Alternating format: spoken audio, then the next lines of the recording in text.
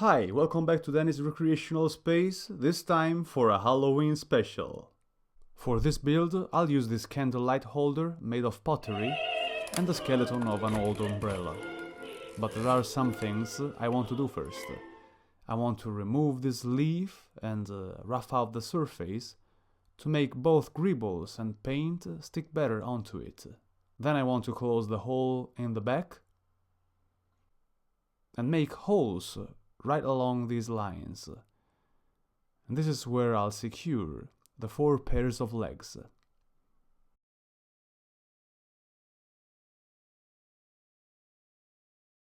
Klaatu verada nikto.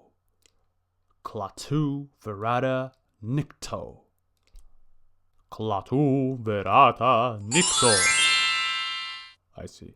This is our pumpkin after some upgrading. I made these holes to secure the legs. I roughed out the whole surface and closed the hole in the back, reconstructing the wall with some resin.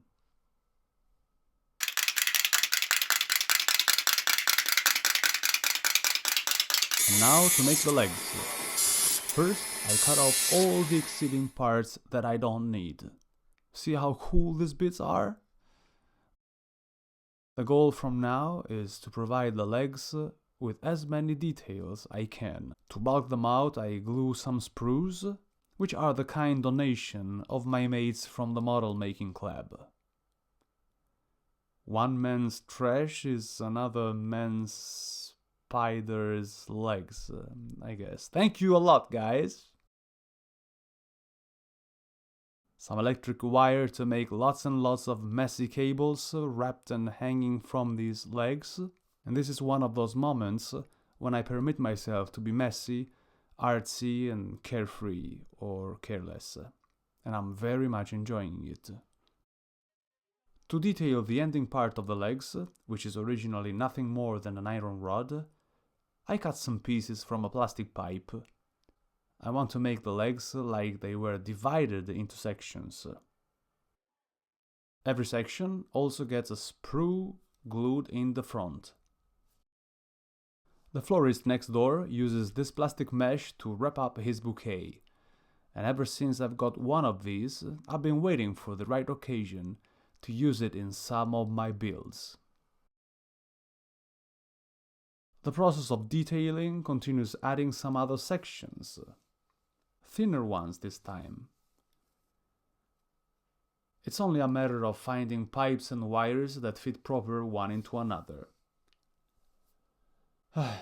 What wouldn't we do for some extra juicy texture? Hey, if you like what I do, if you're getting value from all this, then smash that like button and help the channel grow by subscribing, sharing the content and all that great stuff. Thank you. Somehow I feel it's still not enough, so I wrap another wire around the first one.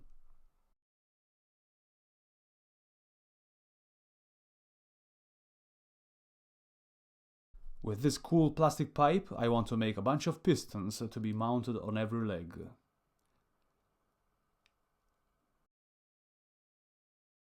Nothing better than a spring that fits perfectly to make some extra details. You'll see it after a coat of prime. Never, I say, never underestimate the use of round sprues to make realistic looking rivets. Fact is, it's time consuming, so you either have to be retired or extremely committed to the mission of recycling.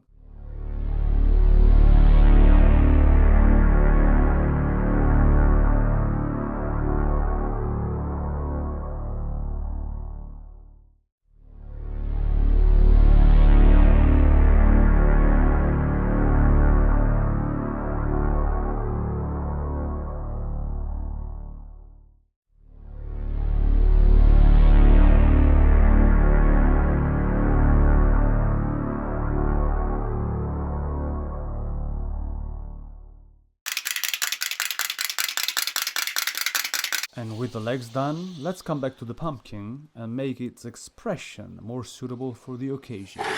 Even though, I must confess, I find this grim already pretty disturbing as it is right now. After drawing an outline, I use metal files to shape the pottery and carve out a set of mean, pointed teeth. For Halloween purposes, half-round files are best recommended, if you ask me.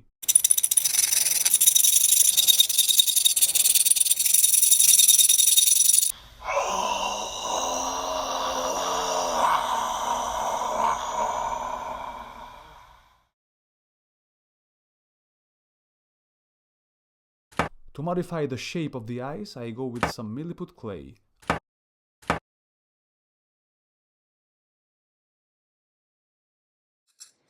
I first make scores right where I'm about to put the clay to make it stick better. Perhaps there is no need to do so, but you never know. Ready for some before-after shots?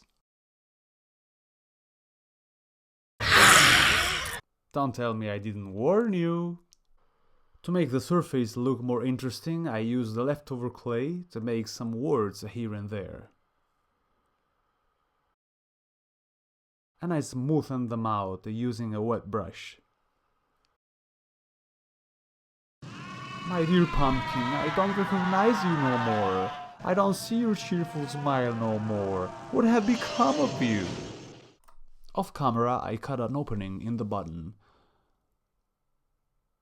After closing the hole in the back, this is now my only access to the inside of the pumpkin.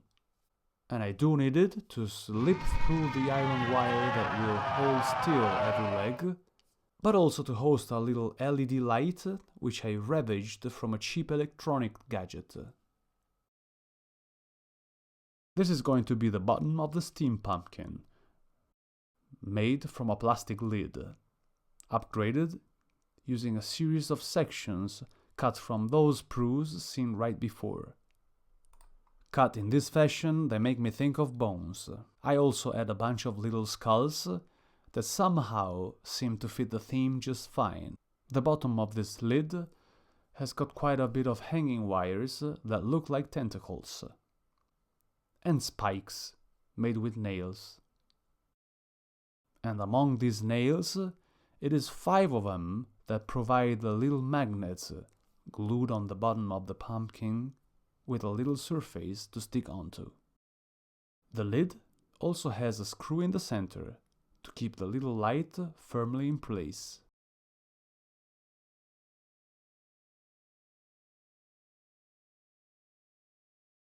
I primed all the components separately and then put them together. I spared you the whole assembly process also because I found it way too challenging to film it. To conceal the junction points, I glued a few gear wheels on both sides of the legs. I also glued the little cables that depart from every leg on the body of the pumpkin to provide the top with some extra surface details. These holes are large enough to secure the cables without gluing them. After all, I need this lid to be removable at will. Off camera, I made some exhausts to be glued right on the top of the model using the barrel of a pen and plastic straws.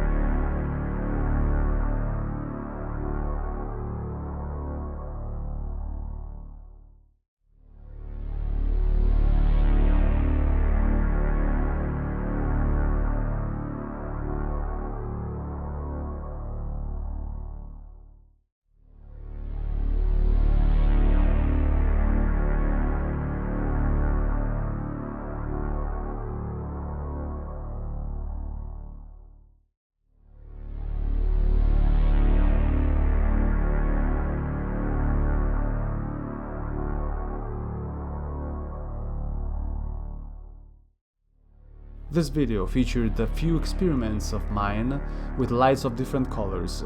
I hope you didn't find it too disturbing. If so, my apologies. sooner or later I had to try to do it anyways. So I thought, if not for a Halloween special, when then? And as for the content, well, I hope I gave you an idea of what to make with an old broken umbrella. Umbrellas usually have right about 8 arms, perfect to make a spider. And as always, a big thank you goes to all the new subscribers to the channel, all those who support me by subscribing, liking, sharing, commenting on my work. Goodbye for now, stay creative, and go make a spider.